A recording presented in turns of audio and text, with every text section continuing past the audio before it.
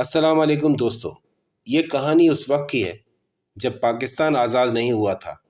اس زمانے میں ہندوستان میں کچھ ایسے محلے بھی تھے جہاں ہندو مسلم آپس میں مل جل کر رہا کرتے تھے۔ جس وقت ملک آزاد ہوئے اس وقت بہت خون ریزی ہوئی، انسانیت کی دھجیاں بکھیر دی گئیں، بہت سی المناک داستانیں ہیں۔ لیکن ہماری کہانی آزادی سے تھوڑے وقت پہلے کی ہے۔ اس وقت آزادی کی تحریکیں شروع ہو چکی تھیں۔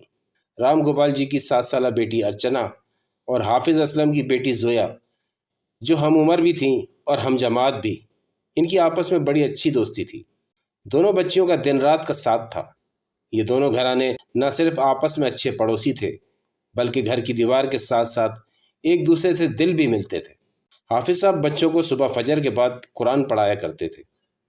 ان کا دالان بچوں سے بھرا ہوتا تھا۔ حافظ صاحب یہ بات بخوبی جانتے تھے کہ آنے والے بچوں میں دوسری مخلوقات بھی ہوتی ہیں، یعنی جنات کے بچے۔ اس کا اندازہ ان کو تب ہوا جب ایک بار انہوں نے شاگرد کو پیچھے کی طرف سے ڈنڈا اٹھا کر لانے کو کہا۔ ان کی حیرت کی انتہا نہ رہی جب شاگرد نے ان کے پاس کھڑے کھڑے ہی اپنا ہاتھ لمبا کر کر دالان کے آخر تک لے گیا اور ڈنڈا اٹھا کر دے دیا۔ اتنا لمبا ہاتھ! وہ تو شکر تھا کہ اس وقت 2-4 بچے ہی تھے، شاید وہ بھی جنات کے ہی بچے تھے۔ انہوں نے اس دن اس کو تنبیہ کر دی کہ آج کے بعد کسی پر ظاہر نہ ہونا۔ اس بچے نے معذرت کی۔ یہ بچے پڑھنے میں بے حد ہوشیار تھے، غیر معمولی حافظہ تھا ان کا، لیکن یہ بات حافظ صاحب نے کبھی کسی کو نہ بتائی۔ حافظ صاحب اس بات کا خیال رکھتے تھے کہ بچے پڑھ کر فوراً چلے جائیں تاکہ ایک دوسرے سے گھل مل نہ سکیں۔ ان کے پڑوسی رام گوپال کے بڑے سے صحن میں نیم کا درخت تھا۔ محلے کے بچے مل کر اس نیم کے درخت کے نیچے کھیلا کرتے۔ ارچنا اور زویا نے ضد کر کے اس پر جھولا بھی ڈلوا لیا تھا۔ اب وہ دونوں ہوتی اور یہ جھولا، بچے باری باری جھولتے اور کھیلا بھی کرتے۔ دوپہر کے 3 بجے سے 5 بجے تک ایک رونق کا سماں ہوتا۔ وہ ایسی ہی ایک دوپہر تھی۔ آج ارچنا کی ماتا جی کو بازار جانا تھا۔ وہ 4 سالہ چندر کو گھر چھوڑ گئی۔ چندر بہت ہی شرارتی بچہ تھا، کبھی کبھی ہی ساتھ آ کر کھیلتا تھا، لیکن جب بھی آتا کچھ نہ کچھ ضرور ہوتا تھا۔ بچے آنا شروع ہو گئے، سب کھیلنے لگے۔ زویا اور ارچنا نے چندر کو جھولے میں بٹھا دیا تاکہ وہ تنگ نہ کرے۔ کھیل میں دونوں اتنا مگن ہوئی کہ چندر کی طرف دیکھنا ہی یاد نہ رہا۔ ایک بار زویا کی نظر بھی پڑی۔ چندر اپنے ہی جتنے 3-4 بچوں سے باتیں کر رہا تھا۔ وہ شاید جھولے پر بیٹھنا چاہ رہے تھے۔ چندر ان کو منع کر رہا تھا۔ زویا کو پتا تھا کہ چندر کسی سے دبنے والا نہیں، اگر اس کو جھولے سے اتار دیا تو وہ کسی کو کھیلنے نہیں دے گا، اس لیے وہ اپنی گڑیا میں مگن ہو گئی۔ ان دونوں نے کپڑے کی گڑیا بنائی تھی جو واقعی بڑی پیاری بنی تھی۔ سارے بچے بڑے اشتیاق سے اسے دیکھ رہے تھے۔ اتنے میں شور کی آواز سے سارے بچے متوجہ ہو گئے۔ چندر کی ان بچوں سے لڑائی ہو گئی تھی۔ سب بھاگ کر جھولے کے پاس گئے، لیکن چندر نے آنن فانن بچے کو چھوٹا سا پتھر اٹھا کے دے مارا۔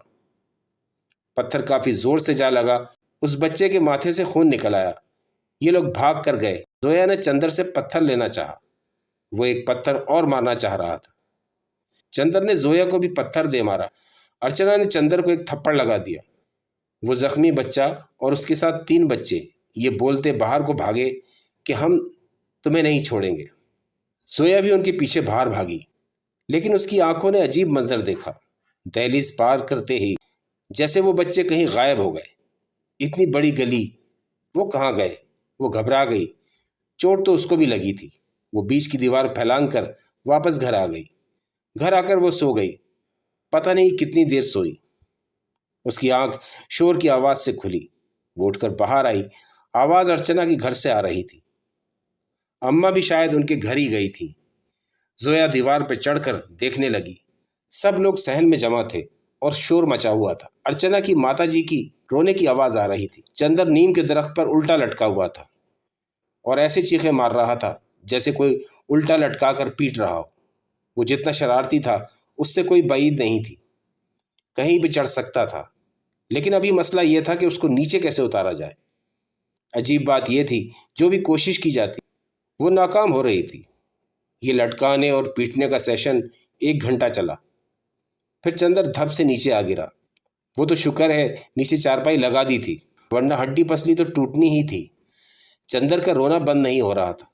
زویا اور اس کی ماں تو گھر آ گئے۔ رات حافظ صاحب جب گھر آئے تو ان کو بھی سارے قصے کا بیگم کی زبانی پتہ چلا۔ زویا کے ماتھے کا نشان دیکھا تو اس سے دریافت کیا۔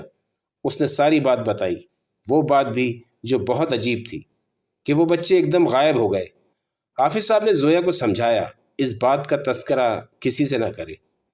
وہ کچھ سوچ میں پڑ گئے۔ زویا کو بڑے پیار سے سمجھایا، ابھی کچھ دن ارچنا کو اپنے گھر کھیلنے بلا لینا، تم نہ جانا۔ بچی فوراً مان گئی۔ صبح فجر کی نماز کے بعد بچے پڑھنا آنا شروع ہو گئے۔ ان کے ایک شاگرد حسن کے ماتھے پر چوٹ کا نشان تھا۔ حافظ صاحب پوچھنا چاہ رہے تھے لیکن پوچھ نہ پائے، بہت سارے بچوں کا سبق سننا ہوتا اور وقت بھی کم ہوتا۔ زویا کی اماں چندر کو دیکھنے گئی تھی، آ کر بتایا کہ بچے کے جسم پر مار کے نشان پڑے ہیں اور وہ بخار سے جل رہا ہے۔ دن گزر گیا۔ شام میں حافظ صاحب بھی جلدی گھر آ گئے۔ آج ارچنا کے گھر سے پھر شور کی آواز آنے لگی۔ شور زیادہ بڑھا تو حافظ صاحب کو اٹھ کر جانا پڑا۔ زویا بھی پیچھے پیچھے بھاگی۔ کل کی طرح چندر پھر درخت سے لٹکا ہوا تھا اور چیخ رہا تھا۔ سمجھ سے باہر تھا کب اور کس وقت وہ درخت پر جا پہنچا۔ لوگ کل کی طرح کوشش کر رہے تھے لیکن بے سود۔ حافظ صاحب خاموشی سے جائزہ لینے لگے۔ ان کو یقین تھا کہ چندر نے جنات کے بچوں سے لڑائی کی ہے۔ آج تو رام گوپال جی بھی گھر پہ ہی تھے۔ اکلوتا بیٹا جو بڑی پوجا پاٹ اور چڑھاووں سے ان کو ملا تھا، آنکھوں کے سامنے الٹا لٹکا ہوا تھا اور وہ بے بس تھے۔ حافظ صاحب درخت کے نیچے آ کر کھڑے ہو گئے۔ ان کے آنے کے بعد جیسے چندر کی پٹائی لگنا بند ہو گئی اور اس کی چیخیں بھی، لیکن وہ بدستور الٹا لٹکا ہوا تھا۔ حافظ صاحب سیدھے سادے انسان تھے۔ ان کو جو اس وقت سمجھ آیا انہوں نے وہی کیا۔ انہوں نے درخت کے نیچے رکھی چارپائی پر بیٹھ کر قرآن کی تلاوت شروع کر دی۔ خوش الحانی سے کی گئی تلاوت سے جیسے ہر چیز ٹھہر سی گئی، سب لوگوں پر جیسے سحر طاری ہو گیا۔ پھر دیکھنے والی آنکھوں نے جو منظر دیکھا وہ ناقابل یقین تھا۔ چندر کو جیسے کسی نے بڑے آرام سے درخت سے نیچے اتار کر چارپائی پر ڈال دیا۔ اس کی ماتا جی نے لپک کر اپنے لخت جگر کو گلے سے لگا لیا، لیکن یہ کیا، اس کا بدن ٹھنڈا پڑا تھا۔ خوف سے بے ہوش ہو گیا تھا یا اس کا دم نکل گیا تھا۔ ماتا جی نے تو رونا شروع کر دیا۔ حافظ صاحب بدستور تلاوت کر رہے۔ انہوں نے رام گوپال جی کو اشارہ کیا کہ چندر کو انہیں لا کر دیں۔ وہ بیچارے کچھ سمجھ ہی نہیں پا رہے تھے۔ بھیگی آنکھوں سے اپنے بچے کو حافظ صاحب کی گود میں ڈال دیا۔ بچہ واقعی ٹھنڈا پڑ رہا تھا۔ حافظ صاحب نے جائے نماز منگائی، چندر کو چارپائی پر لٹا دیا اور جائے نماز کو قبلہ کی طرف صحن میں بچھا کر نفل حاجت کے پڑھنے شروع کیے۔ اللہ کے حضور ایسے گڑ گڑا کے دعا مانگی کہ وہاں موجود ہر آنکھ اشک بار ہو گئی۔ دعا ختم کر کے غائبانہ ان لوگوں سے معافی مانگی جن کو چندر سے تکلیف پہنچی تھی۔ ان سے گزارش کی کہ بچے سے نادانی ہو گئی ہے، آئندہ نہیں ہوگی۔ چندر تو ان کی دعا کے وقت ہی ہلکا پھلکا ہوش میں آنے لگا تھا۔ اللہ کے فضل سے وہ اٹھ کر بیٹھ گیا۔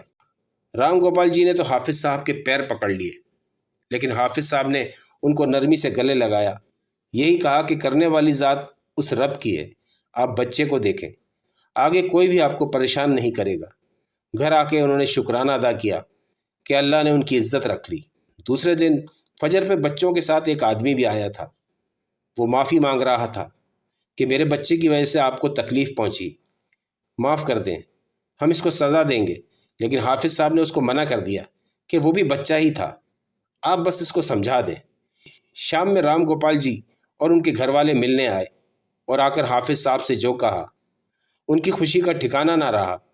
وہ اسلام قبول کرنا چاہتے تھے۔ حافظ صاحب نے ان سب کو کلمہ پڑھایا۔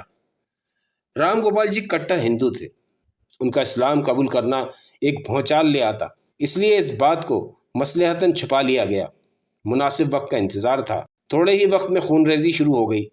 رام گوپال جی نے ہندوؤں کی مخبری کی۔ ہندو جو ارادہ کرتے بستی جلانے کا یا مارنے کا، وہ حافظ صاحب کے ذریعے لوگوں کو وہاں سے نکال دیتے۔ وہ بہت سے مسلمانوں کی جان بچانے کا ذریعہ بنے۔ ان کے لوگوں کو ان پر شک ہو گیا تھا۔ پھر ملک آزاد ہو گئے۔ آج ان سب نے بھی ہجرت کرنی تھی، پاکستان جانا تھا۔ اپنی بیوی بچوں کو انہوں نے حافظ صاحب کے ساتھ روانہ کر دیا۔ حافظ صاحب ان کو چھوڑنا نہیں چاہتے تھے، لیکن فی الوقت یہاں رہ کے ان کو کچھ اور لوگوں کو بھی نکالنا تھا۔ اسی دن ہندو بلوائیوں نے ان کے محلے پر حملہ کر دیا۔ رام گوپال جی کا اسلامی نام دین محمد تھا۔ نیم کے درخت کے نیچے جائے نماز بچھا کر بیٹھ گئے۔ اب شہادت کا وقت آن پہنچا۔ جب شہادت ہو تو وہ اس رب کے حضور کھڑے ہوں، لیکن اس خدا کی کرنی دیکھیں۔ ہندو تلوار لہراتے ان کے گھر کی تلاشی لیتے رہے۔ محمد دین ان کی آنکھوں سے اوجھل ہو گئے، جیسے کسی نے پردہ ڈال دیا ہے۔ یہ محمد دین پر اللہ کا خاص کرم تھا یا کسی کی مہربانی؟ ہندو ان کے گھر کا سامان لوٹ کر چلے گئے۔ محمد دین نے رات تک وہیں انتظار کیا۔ سارا گھر سنسان پڑا تھا، جیسے اداسی چھائی ہوئی تھی۔ نیم کا درخت بھی اداس تھا۔ رات اندھیرا گہرا ہونے کے بعد محمد دین وہاں سے نکل آئے۔ اس رات انہوں نے کرشن نگر کے ایک محلے کے 20 لوگوں کی جان بچائی۔ لوگوں کو بچاتے اور خود بھی بچتے بچاتے کچھ دن بعد وہ پاکستان اپنے گھر والوں سے جا ملے۔